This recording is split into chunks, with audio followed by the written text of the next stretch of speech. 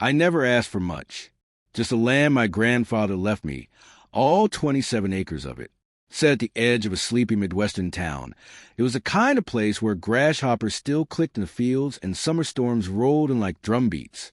No HOA meetings, no noise complaints, no speed bumps, just silence and soil. That land had been in my family for over 70 years. My grandfather farmed it, my father maintained it, and I was a quiet steward who kept it fenced, bush-hogged, and respected. I lived in a modest ranch-style home near the north end, with a wraparound porch in a screened-in area that let me sip coffee while listening to coyotes at night. I'd planted trees around the perimeter, cedar and pine. Nothing flashy, just enough for privacy. In all those years, no one had ever bothered me, until the builders came. It started with flags, little neon plastic things staked into the ground about 50 feet from my southern property line. I found them one morning while feeding my dog, Tank, a lazy old bloodhound with a nose for anything that didn't belong. He barked low and hard as I followed him to the backfield, where rows of pink, blue, and orange markers pierced my soil like arrows. I walked the line, counted out every step, double-checked the plat map, and deed-I kept in a fireproof lockbox. The flags weren't on the border. They were 30 feet into my land. At first, I figured it was a mistake. Some overeager contractor staking too far without double-checking. So I called the county planning office. The woman on the other end sounded more confused than I was. "That area is not zoned for development," she said. "But we've been getting calls about a subdivision application from Evergrove HOA. I thought they were still in the environmental survey phase." They weren't. A week later, I woke up to the rumble of heavy equipment. Bulldozers, earth movers, diesel trucks lining the south end like an armored column. The tree that marked my boundary was half gone. Someone had cleared it without notice, without permission, and left a strip of churned earth stretching right into my pasture. I drove down in my side-by-side to confront the foreman. The guy barely looked up from his clipboard. "We got permits, man," he said. "It's an HOA expansion project. 50-home development. First phase starts now." I pointed to my fence, the broken posts, the toppled cedar. "This is my land." He gave me a half-smirk. "You'll need to take that up with the HOA office." I did. That afternoon, I showed up at the Evergrove HOA headquarters, a brick and vinyl box squatting between the model homes they use to lure in young families and retirees. Inside, I was met with manicured smiles and weaponized politeness. A woman named Dana, the president, listened with raised eyebrows and perfectly painted nails. "Well," she said, flipping through a stack of papers, "according to our contractor's documentation, the southern boundary of your property has been, let's say, informally adjusted based on newer topography scans." "What does that mean?" I asked, trying not to grit my teeth. "It means that your fence appears to be set too far south. We believe the true boundary is 30 feet north of where you think it is. That's what we're building on." "Based on what?" I asked. "A drone survey," she said, almost proudly. "No title search, no county plat, no actual surveyor. We trust our team," she said, smiling. That smile hit me like a mosquito bite on a sunburn. It was clear this wasn't an accident. It was a power move, and she had no clue who she was dealing with, because I wasn't just some passive old farmer. I was a retired civil engineer who had spent 32 years designing drainage, zoning subdivisions, and, most importantly, suing developers who thought they could outmaneuver landowners who didn't wear suits. Over the next 2 weeks, the construction accelerated. Cement trucks rolled in. Utility trenches were dug. Rebar started to snake up from concrete footers. On my land, I filed an injunction, but the HOA's lawyers slow-walked every step. "We'll have our legal team look into the dispute," they said in their sterile email replies. Meanwhile, the HOA treated me like a nuisance. They tore up more of my pasture, cut through one of my buried irrigation lines, even dumped excess dirt on my side of the line. But here's the thing they didn't know. The entire Evergrove development, all 40 homes they were building, sat on the edge of a watershed, a lowland basin that, according to the 1974 FEMA survey, had a seasonal runoff channel that passed right through my land, a channel that I had legally dammed in the 90s with permit, to control flooding during the spring thaw. That dam was mine. The land beneath it was mine.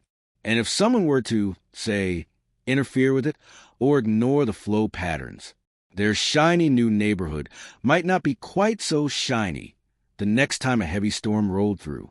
So I began digging, not recklessly, not illegally, just restoring an old swale that had long since filled with weeds, a depression in the land the county once used for overflow back in the day, until the HOA informally adjusted it out of existence. I wasn't planning revenge. Not yet. I was building leverage, because the longer they ignored my warnings, the more pipe they laid and the more foundations they poured, the closer they got to a very expensive and very wet lesson in who really owned this land.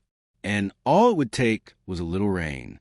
You'd think the HOA would have taken a hint after I showed up in person. I gave them the paperwork. I showed them the plat maps. I politely reminded them that I was not just a guy with a field and a fence. I was a licensed civil engineer who could still outread any building code and outlast any legal delay. But no, they didn't back off. They doubled down. Within the next 2 weeks, construction on the subdivision moved fast. Too fast. The foundation crews began pouring slabs in long rows, each one placed further into what was clearly and legally my southern field. The HOA didn't just ignore the boundary line. They erased it. They cleared out my irrigation trench entirely, the one that fed my apple trees and the upper pasture, bulldozed it flat, and tied it into their stormwater drainage system without permission. That's when I knew they weren't confused. They were arrogant. I tried again. I filed a second complaint with the county. The clerk sighed when she saw my name. You're the ranch owner, right? The one in Evergrove's Phase 2 development. I'm not in there anything, I said, calmly. They're in mine. She shook her head and said the same thing I'd already heard a dozen times. They submitted a master development overlay. It's under review. Until the review is complete, the county can't issue a stop work order. So what were they doing? Building first, asking forgiveness later. A classic HOA land grab move. Back on the site, the crews kept working and I kept watching. They dug trenches dangerously close to where the runoff channel once flowed, the one I had quietly started clearing back out. It wasn't just reckless. It was stupid. They'd flattened everything, covered over the slope like it didn't exist. They rerouted drainage pipes toward what used to be a dry gully, a gully that was about to become active again once the spring rains came. These people had no idea what they were building over. And the HOA president, Dana, she didn't care. She pulled up to my driveway in a shiny white Mercedes SUV, stepped out in heels like she owned the prairie, and handed me a formal notice of cooperation requests. That's right, cooperation. Not an apology. Not a land use correction. Just a nicely laminated sheet requesting that I cease unauthorized alterations to the watershed corridor until development is finalized. I laughed in her face. You flattened my fence. You bulldozed my trench. You paved my land. And you wanted to stop mowing my own grass. It's not your grass if it's in dispute, she snapped, putting her sunglasses back on. We have lawyers. The homes are going up. You can take it up with a judge. I looked her square in the eye and said, "Oh, I plan to." What she didn't realize was I already had. I had quietly hired a real surveyor, a reputable one from out of county, to walk the lines with GPS markers, total station data, and cross-check it against the original deed. The results were damning. 40 feet of intrusion across a full 300-foot stretch of southern property line.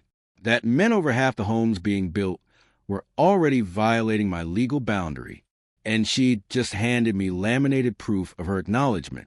But that wasn't the only thing I'd done.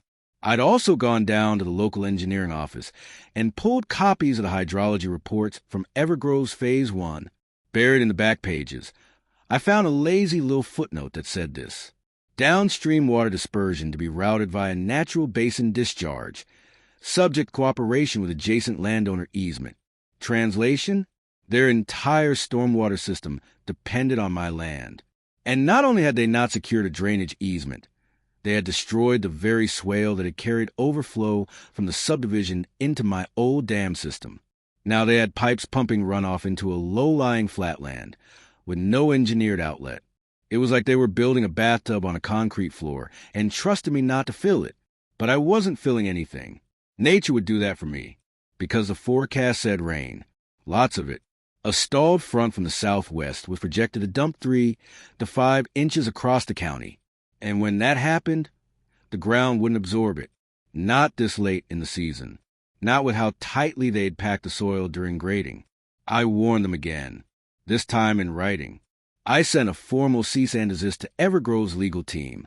I included the survey, the plat overlays, and a full topographic breakdown showing that their drainage infrastructure was illegally routed to my land, and that I had every right to modify my land's topography as needed to restore historical flow. They didn't respond, but they did send another crew to finish laying concrete curbs and a glossy new sidewalk directly over the swale. I watched them from my porch. Tank lay beside me, tail thumping lazily. We both knew what was coming. Because a funny thing happens when you bury an ancient runoff path under a sidewalk and pretend it doesn't exist. It remembers. And when the sky opened up that weekend, it came rushing back. The first storm rolled in like an omen. Gray clouds stacked over the western hills like slow-moving freight trains, their underbellies pulsing with flashes of lightning. You could feel the weight of it in the air, thick and electric. Even the birds went quiet.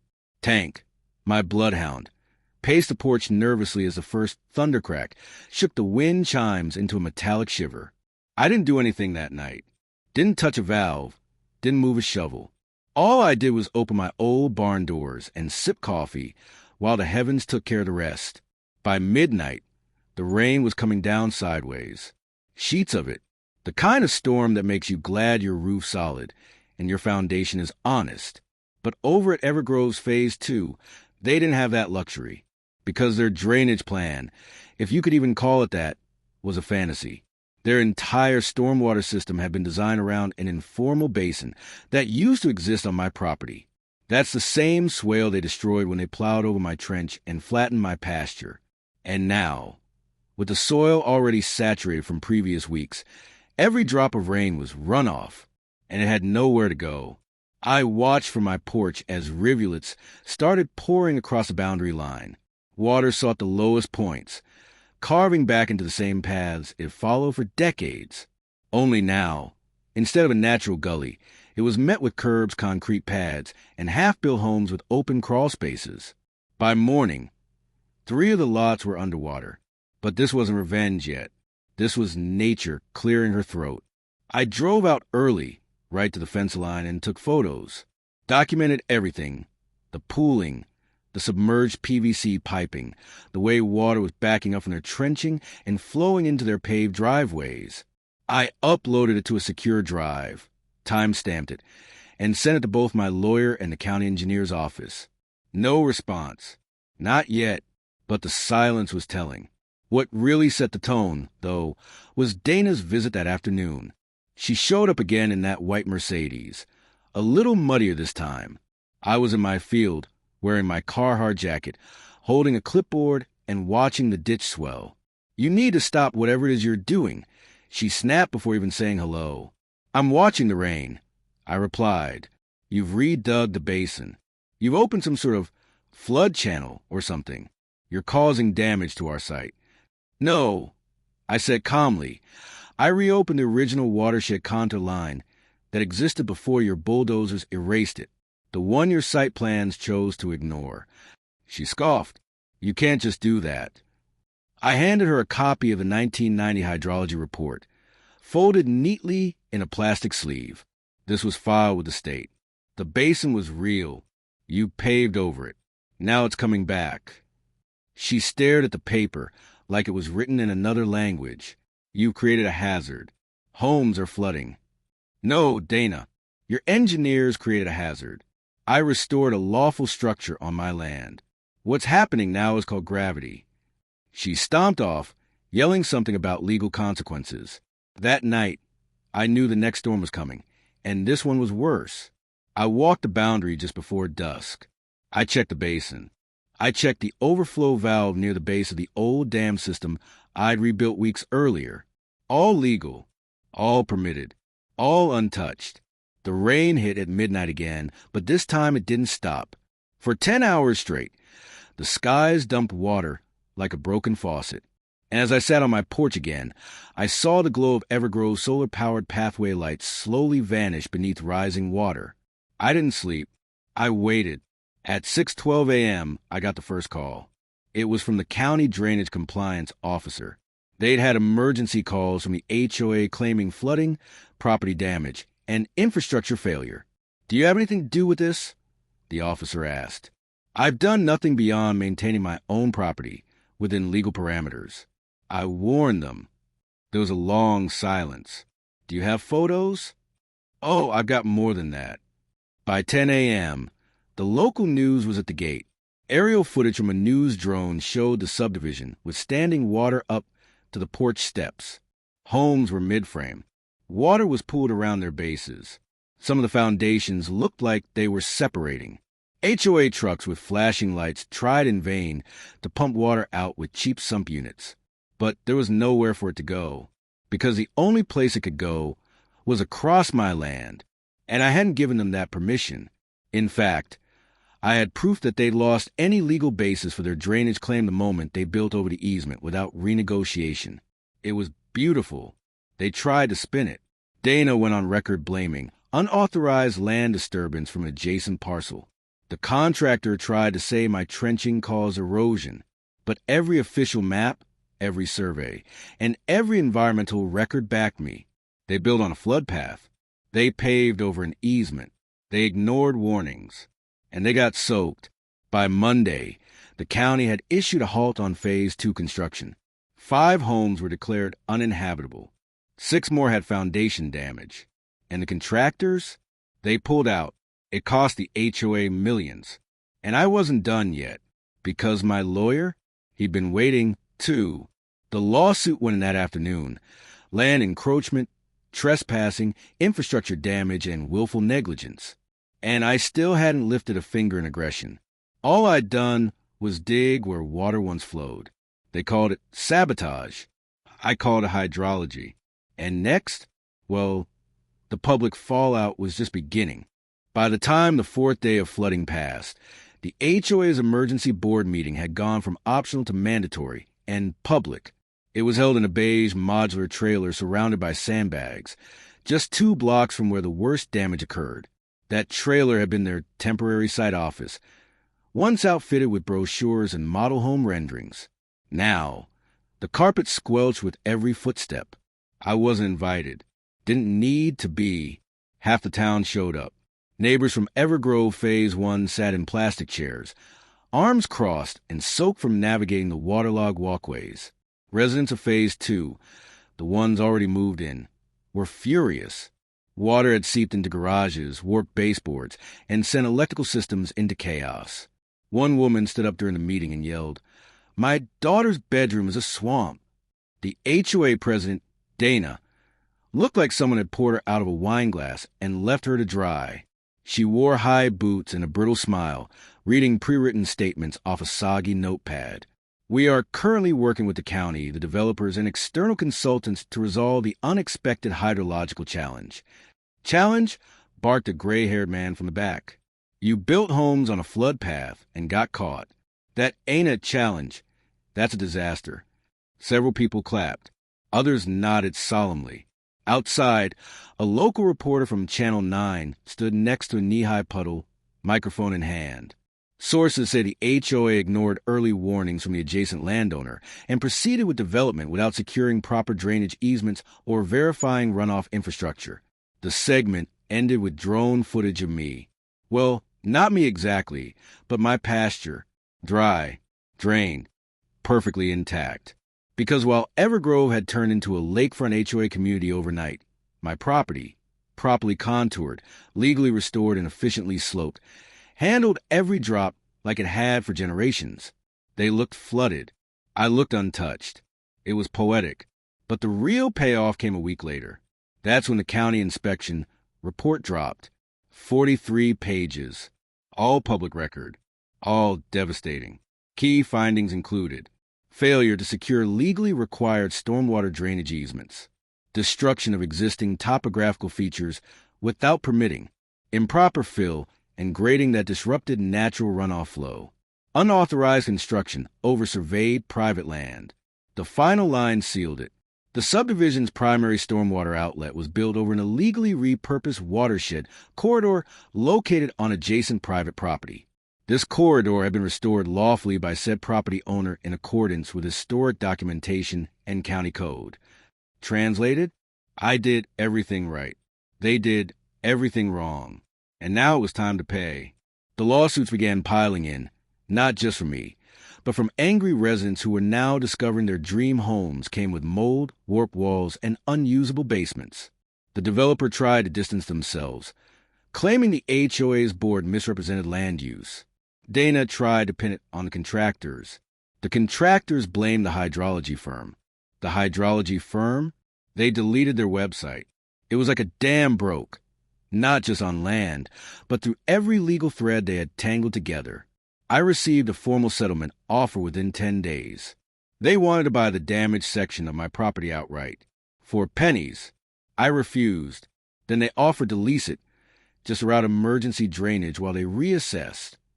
I sent their lawyer the original footage of their bulldozers flattening my fence line and trenching into my property, attached with the timestamps and GPS metadata, plus the cease and desist emails they ignored.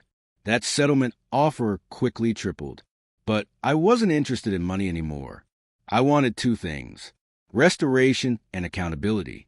So my lawyer submitted a counteroffer: full restoration of my pasture to its original condition, public apology from the HOA board, demolition of all structures built across the surveyed boundary, resignation of all board members involved. It was a bombshell. At first, they laughed, but with the lawsuits stacking up and the press circling like vultures, they began to buckle. And then the final piece of revenge arrived on the back of a tow truck. I had filed for an emergency injunction to have the illegally built homes along the dispute property line declared in violation of lawful boundaries. After a lengthy hearing, with evidence displayed on overhead projectors and soil samples entered into the record, the judge ruled in my favor. 6 homes, all newly constructed, all partially on my land, all condemned. The court ordered them vacated, their utilities shut off, and the foundations dug out for regrading. And here's the twist: they had to pay me for the cleanup. Every foot of concrete removed, every truckload of debris hauled away, every inch of land recontoured to match my original topography, all of it at their expense. By spring, the subdivision looked like a war zone. Where 6 shiny new homes had stood, there were now backhoes clawing at broken foundations and waterlogged insulation. The HOA was bankrupt. Their insurance premiums had tripled. And Dana? She resigned in a quiet Friday email. Her house went up for sale a month later. But no one in Evergrove would touch it. Not after what she did. Not after what she cost them. Last I heard, she moved to Florida. As for me, I rebuilt the fence, replanted the trench, planted new cedar trees where they once stood. And when the last dump truck rolled away, I stood on my dry, lawful, and victorious pasture, watching the wind move through the grass like nothing had ever happened. But it had. And now, the entire county knew what happens when an HOA builds their empire on land they never bothered to understand. Spring came early that year. By late March, the snow melt trickled down from the hills and across my land in calm, glassy rivulets. The air smelled like wet dirt and cedar. You would have known that just 3 months earlier, this pasture was the epicenter of a scandal that rocked an entire neighborhood. The grass had grown back where the foundations were dug out. The trench I'd restored hummed with frogs and runoff, just as it had when my grandfather first showed me how water carves truth into land. He used to say, "You can't lie to nature. You either respect it or it makes you respect it." That quote became strangely relevant once the dust settled, or rather, once the concrete crumbled. The court ruling was final. Evergrove's HOA had illegally encroached. They built not just on my land, but over a legally documented hydrology corridor they chose to ignore. The The lawsuit awarded me full compensation for damages, including restoration, legal fees, and, to everyone's surprise, a public written apology published in the Evergrove Gazette and posted to the HOA's community website for 90 consecutive days. But the apology was the least of their humiliation. The 6 homes partially built on my land, they were bulldozed in front of everyone. I didn't request a private demolition. I made it public, legally, of course. The residents, the news crews, and even a few neighboring HOAs watched from across the street as the excavators tore into freshly painted siding and cracked newly poured driveways like stale cookies. Some of the homeowners tried to blame me, but even they couldn't argue with the facts. They bought homes on land that didn't belong to the developer, and the developer? They quietly folded after the insurance claims came in. Their site trailer vanished overnight. Their logo was peeled off the HOA sign within weeks. Dana, the president, the queen of Evergrove, became a local legend for all the wrong reasons. Her resignation email had been brief. Due to ongoing legal developments and for the good of the community, I am stepping down from my position effective immediately. But the rumors were not so brief. Word spread that she'd been forced to sell her home well below market value to cover legal fees. One resident claimed she was living in a cousin's condo out of state. Another said she was spotted working part-time at a country club in Boca Raton. No one really knew, and no one really cared. The irony? That very land, the pasture they called excess greenbelt and undeveloped scrub in their development packet, had become the most valuable parcel in the neighborhood. Developers backed off. The HOA filed for bankruptcy. And my property? It stayed untouched, untamed, unbeaten. But my favorite moment came later. Quiet, poetic. I was mowing the north field one morning when a realtor pulled into my drive in a black SUV. She stepped out, clipboard in hand, smiling like this was just another pitch. Hi there, I'm with Coldwell Baker Real Estate. We've had interest from a group of investors looking to redevelop this zone, especially given the new zoning possibilities post-litigation. I believe they're offering competitive. I cut the mower. You mean the investors who used to run Evergrove? She blinked. Well, I'm not sure of all the specifics. I am, I said. Tell them my land's not for sale. Never has been, never will be. She nodded slowly. May I ask why? I pointed to the tree line behind her, where a new row of cedar saplings had started taking root, because they already tried taking it once. And they learned the hard way, land remembers. She didn't understand. That was fine.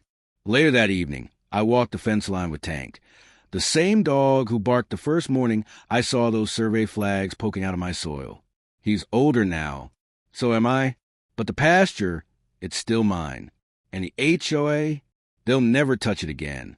In fact, nobody in that county builds anything now without checking boundary lines 5 times and consulting 3 different hydrology reports. I hear they even renamed the Evergrove subdivision. The new signs read, Willow Basin Estates, built with respect for the land. Cute, catchy. Too late, they learned that property lines aren't just invisible fences you can push around with lawyers and excavators. Their history, their memory, their truth you can't rewrite just because you printed new brochures. And when you disrespect the land long enough, eventually it answers back in water.